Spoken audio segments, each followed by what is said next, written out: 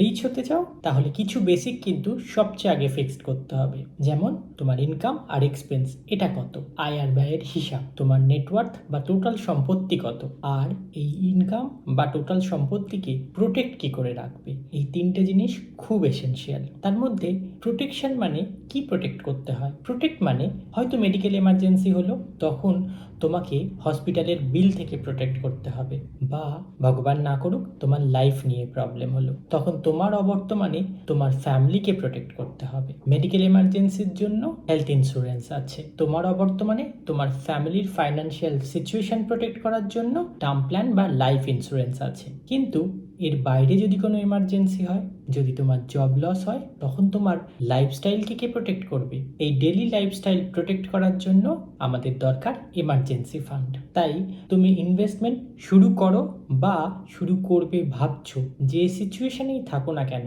Emergency fund কিন্তু ইনভেস্টমেন্টের আগে শুরু করতে হবে। এমার্জেন্সি ফান্ড অ্যাকচুয়ালি কি, এর পারপাসটাই বা কি, কত টাকা হলে এমার্জেন্সি ফান্ড কনসিডার করা হবে, কিভাবে ক্রিয়েট করতে হবে, আর সবচেয়ে ইম্পর্টেন্ট এমার্জেন্সি ফান্ড কোথায় রাখতে হবে, এই সমস্ত কিছু জানতে হলে ভিডিওটা শেষ অবধি দেখতে হবে। তাহলে আর দেরি না করে লেটস স্টার্ট। হাই, আমি অনিরুদ্ধ, আর তোমরা দেখছো লুকসাস cash and clarity Bangla finance channel.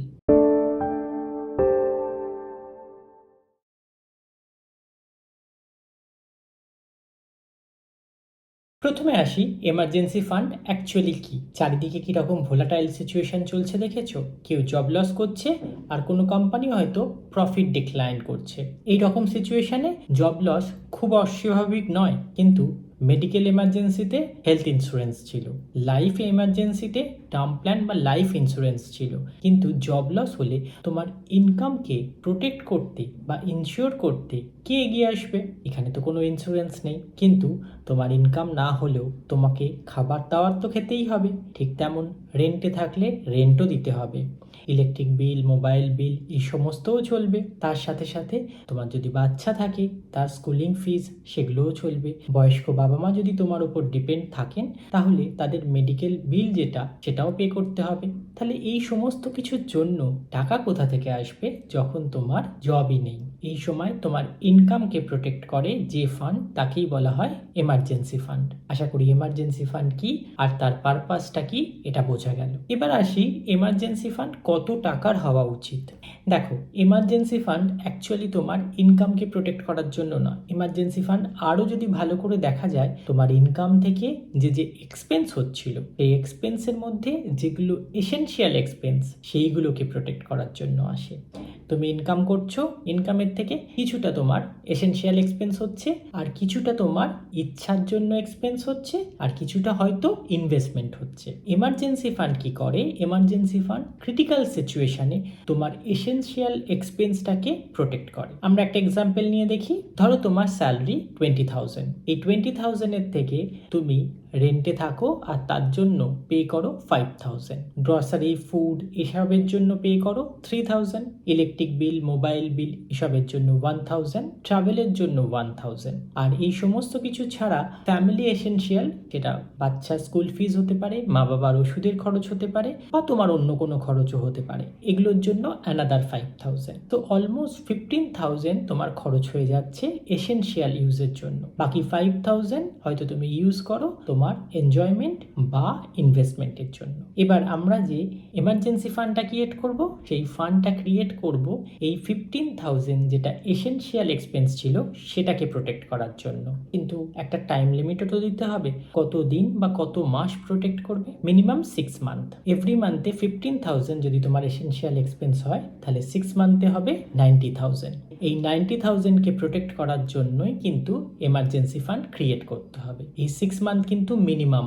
যদি আরও ভালো প্রোটেক্টেড থাকতে চাও তাহলে 1 ইয়ারের জন্য এমার্জেন্সি ফান্ড ক্রিয়েট করো। এবার থার্ড সেকশন, এখানে আমরা দেখব এমার্জেন্সি ফান্ড কিভাবে ক্রিয়েট হবে। তাহলে আমরা আগের সেকশনে দেখলাম আমার এমার্জেন্সি ফান্ড হচ্ছে 90,000। এমার্জেন্সি ফান্ড কিন্তু সবচেয়ে বেশি ইম্পর্ট্যান্ট। তাই যদি কোনো ইনভেস্টমেন্টের এসআইপি চলতে থাকে এখন পজ করো, যদি কোনো শপিং বা ট্রাভেলের প্ল্যান থাকে সেটাকে পোস্টপন করো বা কম করো। এমার্জেন্সি ফান্ড সব সবচেয়ে বেশি ইম্পর্টেন্ট, এটা আগে করতে হবে। তাই প্রত্যেক মাসে যেটুকু বাঁচাতে পারবে, ধরা যাক 5,000, এই সমস্তটাই কিন্তু তোমাকে ইনভেস্ট করতে হবে এমার্জেন্সি ফান্ডের জন্য। প্রত্যেক মাসে যদি 5,000 করে ইনভেস্ট করা যায়, তাহলে 1.5 ইয়ার্সে তোমার কাছে কিন্তু এমার্জেন্সি ফান্ড চলে আসবে। তোমার এসেনশিয়াল অ্যামাউন্ট যদি আরো বেশি হয়, এমার্জেন্সি ফান্ড আরো বেশি লাগবে। আর তুমি যদি কম সেভ করতে পারো, তাহলে আরো বেশি দিন ধরে সেভ করতে হবে, কিন্তু এটা করতেই হবে। এমার্জেন্সি ফান্ড ক্রিয়েট না করে অন্য কোনো ইনভেস্টমেন্ট করা